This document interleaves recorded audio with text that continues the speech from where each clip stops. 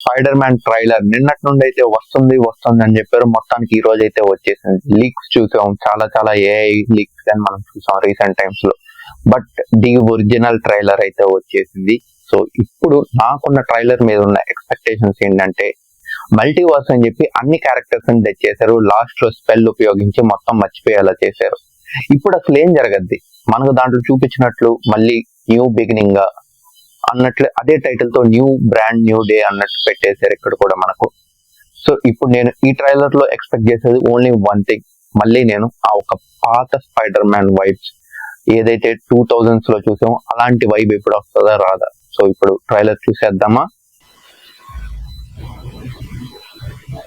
ఎంఐటీలో ఇది మన first day అంటే నమ్మలేకపోతున్నా. ఎంజే కమ్ ఆన్, నీ లైఫ్ లో ఎప్పుడు లేనంత దుఃఖంలో ఉన్నట్టుగా నటించు. నటించను. అది నాకు తెలుసు. ఓకే, కాలేజీకి వెళ్తున్నారు.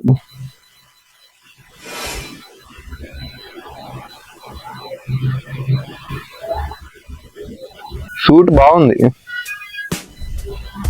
హాయ్, నా పేరు పీటర్ పాకర్. ఓకే, నేను నీకు గుర్తుండకపోవచ్చు, కానీ తెలిసిందే. ఇద్దరికి పరిచయం ఉంది. ఏదో చెడు జరగబోతుంది అనిపిస్తుంది. దాన్ని ఆపడానికి ఒక్కటే మార్గం ఉంది, అందరూ నన్ను మర్చిపోయేలా చేయడం. ఎందుకంటే నేను పీటర్ పాకర్ని మాత్రమే కాదు, నేను స్పైడర్ మ్యాన్. అసలు ఏంటిది ఫ్రాంక్, నీ దాంతో నన్ను గుద్దేశావు. ఆపు నీ పిచ్చివా, నీ చేతనైంది చేసుకో.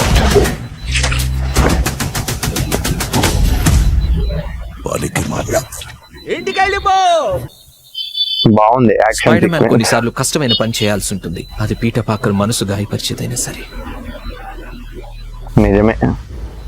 అసలు నాకేమవుతుందో అర్థం కావట్లేదు.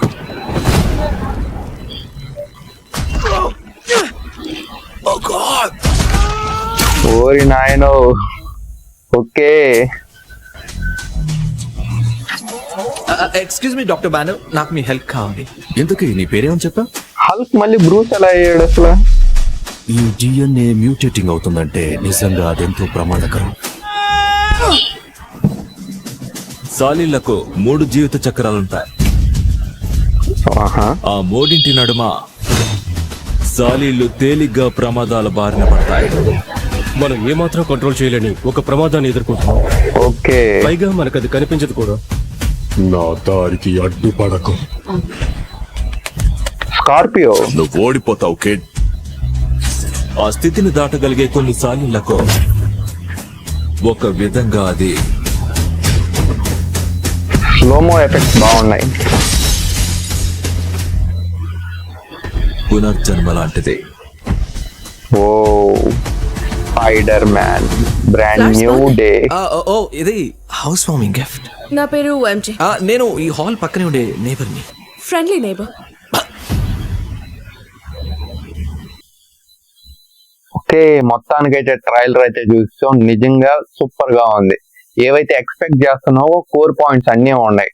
సో వాళ్ళ ఫ్రెండ్స్ అయితే కాలేజ్ కి అయితే వెళ్తున్నారు. పీటర్ పార్కర్ అగైన్ తన లైఫ్ ని రీస్టార్ట్ అయితే చేస్తున్నాడు. మళ్ళీ ఏదో టౌన్ లో సాధించినట్లు ఉన్నాడు. ఏదో సంథింగ్ కీ టైప్ లో ఇచ్చారనమాట. సో నెక్స్ట్ ఏం జరుగుతుంది, ఏదో మనం కార్టూన్స్ లో చూస్తున్నాం కదా, 6 hands of spider man mutation ఇలాగా చూపించారు.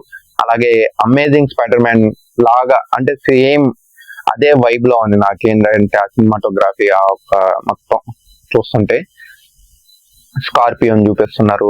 అలాగే మనకు ముఖ్యంగా మ్యూటేషన్స్ గురించి చూపిస్తున్నారు. హల్క్ ని తీసుకొని వచ్చారు. యాక్చువల్లీ అక్కడ మనకు లిజర్డ్ అలాగ ఉండాల్సింది, ఇక్కడ ఏంటంటే హల్క్ ని చూపించారు.